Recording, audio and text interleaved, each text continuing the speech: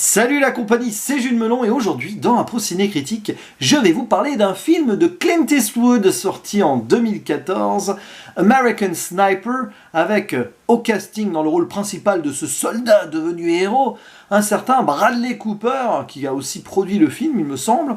À ses côtés, on peut aussi citer Sienna Miller dans le rôle de son épouse ou encore Luke Grimes. Un film qui m'a résisté depuis un certain temps et que j'ai eu enfin envie de voir parce que ces derniers jours, vous n'êtes pas sans savoir qu'est sorti le nouveau métrage de Clint Eastwood, le cas Richard Jewell, sur lequel je suis revenu en vidéo en duo en compagnie de l'endimanché du ciné, que je salue s'il passe par là, et parce que j'avais envie d'approfondir cette thématique obsessionnelle que Eastwood a pour ces héros de l'Amérique qui connaissent une certaine déchéance. Et il faut dire que ces dernières années, sa filmographie est assez bardée de films de ce genre-là. Il y a eu le fameux 15h17 pour Paris, peut-être le moins bon Eastwood que j'ai vu, et de loin jusque-là. Il y a eu Sully juste avant, et donc en 2014, American Sniper, qui raconte l'histoire donc de ce soldat sniper, qui s'appelle Chris Kyle, qui va devenir une légende parmi les soldats américains, parce qu'il a une précision de tir, il va sauver pas mal de situations. Et on va suivre son parcours, on va dire, humain et psychologique, avec un début sur un contexte familial particulier, puis ensuite son épouse, ses enfants, et une petite descente aux enfers aussi, due à son travail, à ce qu'on appelle son devoir, qui va jusqu'au bout essayer de remplir à 100%, mais très vite, ça va lui monter à la tête d'une certaine manière. Alors, j'avais quand même quelques réticences à l'idée de voir ce film, que j'ai longtemps en tout cas imaginé trop patriote, trop gloire à l'Amérique. Et alors il faut savoir que c'est un biopic, d'ailleurs c'est très important de le signaler, un peu comme Sully d'ailleurs, et 15h17 pour Paris. C'est une vraie histoire d'un vrai homme qui a vraiment existé.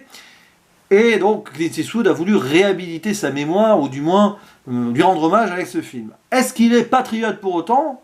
Ce métrage, parce qu'avec Clint Eastwood, c'est pas évident. Disons qu'il a une idée d'une grandeur de l'Amérique nostalgique qu'il a envie de réhabiliter, et avec des critiques souvent de la société actuelle. Mais ici, je vous avoue que, c'est très, très américano-centré quand même. La critique envers la société moderne, et donc cette Amérique-là, elle ne transpire pas tant que ça, même si on peut quand même voir certaines choses, genre l'abandon des soldats en mode post-traumatisme, des vétérans, même si finalement pas tant que ça.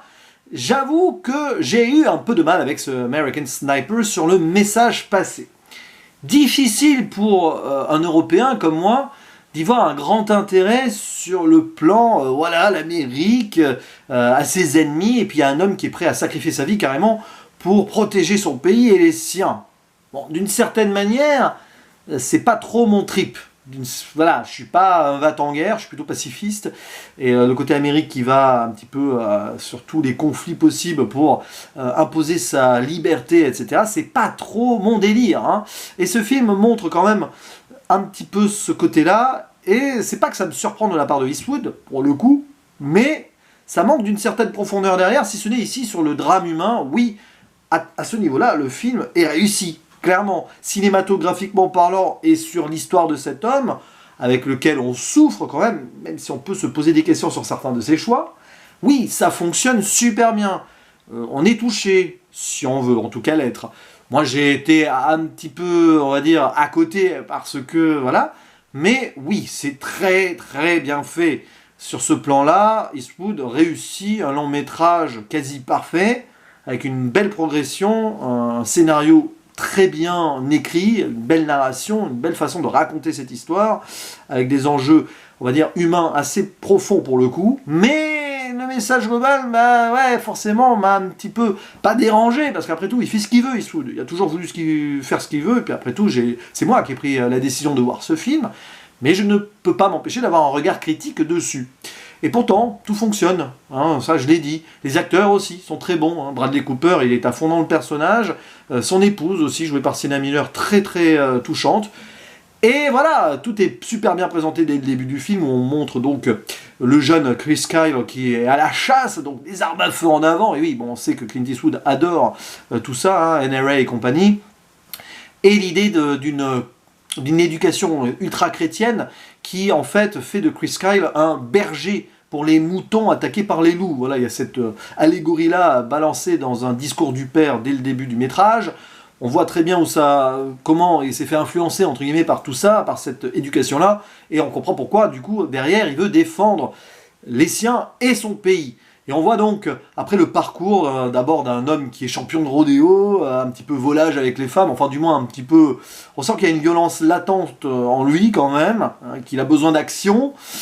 Il se fait un petit peu plaquer d'ailleurs, enfin il vire une femme qui l'a trompé, bon bref. Et après, un beau jour, sa vie change quand il voit un attentat commis, je crois que c'est sur une ambassade au Kenya, une ambassade américaine en 1998, je sais pas le détail exact. Et là, il décide de s'engager pour l'armée, donc de dédier son existence à celle-ci. Puis évidemment, en 2001, le 11 septembre, va renforcer en tout cas pas son sacerdoce, mais sa vocation, on va dire ça comme ça.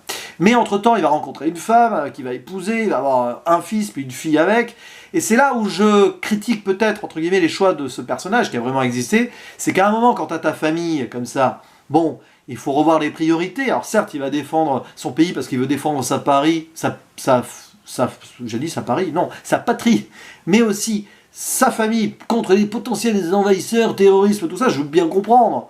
C'est typiquement américain, bon, voilà, c'est un point de vue. Mais on sent qu'il délaisse sa femme, et c'est très bien montré par le film.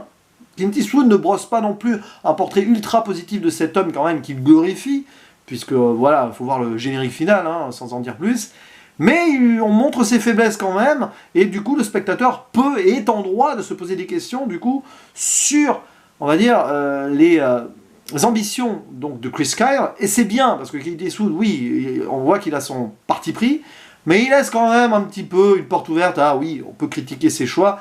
En cela, le film fonctionne aussi, parce que quand même, et donc oui, une fois que tu as ta famille, normalement, tu t'en occupes, sauf que non, il va quasiment partir des fois 9 mois ici, il voit que sa femme ne va pas bien, mais il continue quand même, il est obnubilé par tout ça, il va avoir forcément des syndromes de stress post-traumatique. Il faut dire que tuer des gens comme ça ne laisse pas... Voilà, il se passe quelque chose en toi, j'imagine. Heureusement, j'ai jamais eu à faire ça, mais tous ceux qui ont dû passer par là, c'est pas gratuit. Et ça, c'est très bien montré quand même. C'est vraiment, il y a des moments de doute, on voit, où il a des enfants à travers son sniper, et voilà. Il y a une scène terrible au début du film aussi à ce niveau-là. Et ouais, c'est sûr que ça remue les émotions quand même, donc le film est loin d'être raté, clairement pas, c'est juste que j'ai pas du tout accroché à ce message-là, un petit peu unilatéral, même si on voit les doutes du personnage et on peut douter de ses actions. C'est pour cette raison d'ailleurs que je n'irai pas plus haut que 6 sur 10, parce que franchement voilà, c'est du bon Eastwood, clairement, mais c'est pas allé là où j'aurais aimé que ça aille, et ça m'a un peu dérangé, il faut l'avouer, voilà, c'est comme ça. Mais bon, je vais donc pas descendre plus bas pour autant, et je vais aller sur pas mal, voilà, sur le site Captain Watch tout simplement. Et je vais pas aller plus loin dans l'analyse ici, parce que j'ai à peu près tout dit, et je vais pas rentrer non plus dans le côté trop politique des choses. Un film, c'est un film, après tout. Je l'ai ressenti tel quel. Peut-être que vous, dans les commentaires, vous me direz que vous l'avez ressenti autrement, tout en étant d'ailleurs comme moi plus pacifiste et pas forcément pro-américain. Mais c'est comme ça, hein, c'est mon ressenti sur ce American Sniper. Et puis c'est largement mieux quand même que son 15h17 pour Paris, sorti après, clairement. Voilà, c'est tout ce que j'avais à dire sur ce film. Je vous dis à la prochaine. Ciao.